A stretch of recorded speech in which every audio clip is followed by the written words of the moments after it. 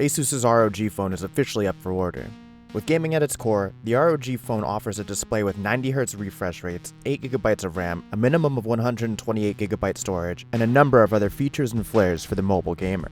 Asus also offers a number of intriguing accessories for the soon-to-be-launched phone, one of which, the AeroActive Cooler, actually comes bundled with the device.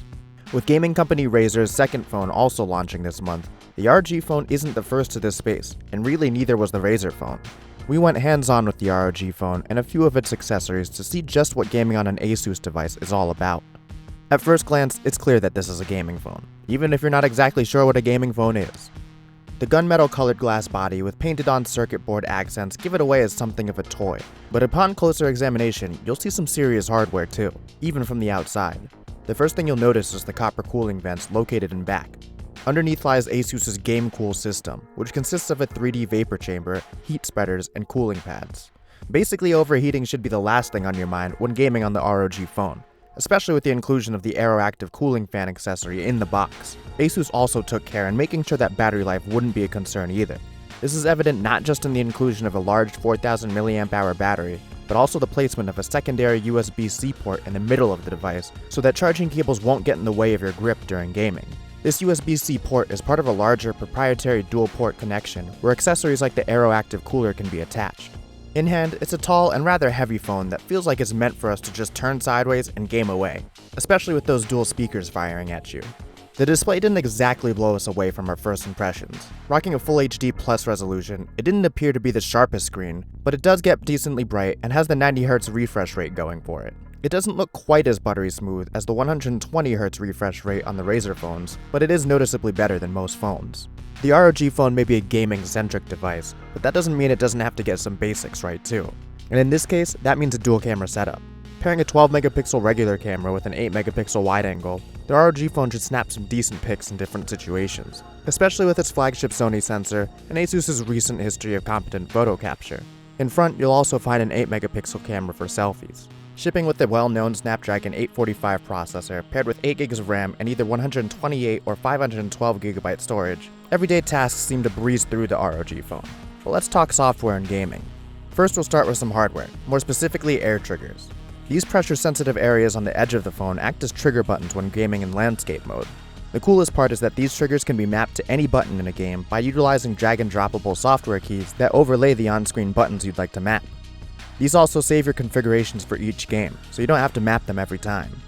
When not playing a game, these air triggers serve as part of the phone's squeezable sides.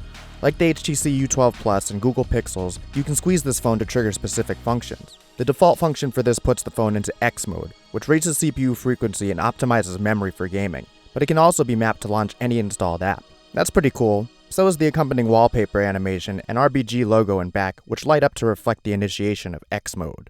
But we did have a little trouble with the squeezable sensitivity at first.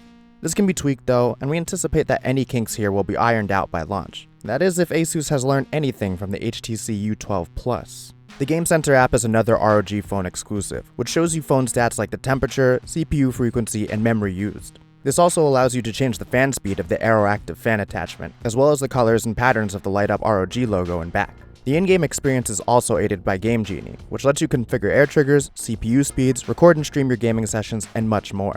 So far, it looks like the ROG Phone puts its money where its mouth is when it comes to enhancing the gaming experience via unique innovations and useful software additions. Asus seems pretty proud of the ROG Phone, but the company didn't rest on their laurels there, instead launching a number of accessories for the new gaming device, and they look pretty cool. First is the mobile desktop dock, which is exactly what it sounds like, a dock which turns the phone into a desktop computer experience. Much more than Samsung's DeX though, and other implementations, the desktop dock adds a plethora of ports to really capture the full desktop experience. It's a very smooth implementation from what we saw too. Docking is easy, and latency is nearly imperceptible. Gaming this way, or using any app, is a lot of fun, and we're excited to get some more time with it and see how it truly stacks up to similar accessories, and most importantly, if it can sway some buyers with its $230 price tag. There's also the professional dock, for those who want the desktop experience but need smaller, less port-filled implementations. It's also less expensive, priced at $120. Asus's Game Vice controller isn't quite as unique, offering a handheld controller attachment which also holds the device. We've seen similar accessories from Motorola's Moto Mods and other third-party accessories, but Asus's did feel good in hand and offers just a bit more customization with the ability to map all of your keys manually. You can grab this accessory for $89.99. The WiGig dock is a nice one to pair with this, as it offers wireless streaming to TVs with extremely low latency. Gaming this way looks quite smooth, and appears almost no different than through a wired connection. The WiGig dock sells for a cool $330 though, a tough value proposition to make. Speaking of tough value propositions, the TwinView dock is another hard sell. Packing an additional 6,000 mAh battery, this $400 clamshell device has another screen and a set of dual speakers built in, allowing you to snap your ROG phone into it and have a two-screen experience. This can include watching videos, browsing the web, or using any other apps. Unfortunately, second screen controls are very limited, currently supported on only one game, as Asus needs to work directly with the developers for this sort of functionality. It's hard to imagine many people buying this second screen when they likely have other, more useful second screens to watch videos or use apps on already. Like we said, it's a tough sell.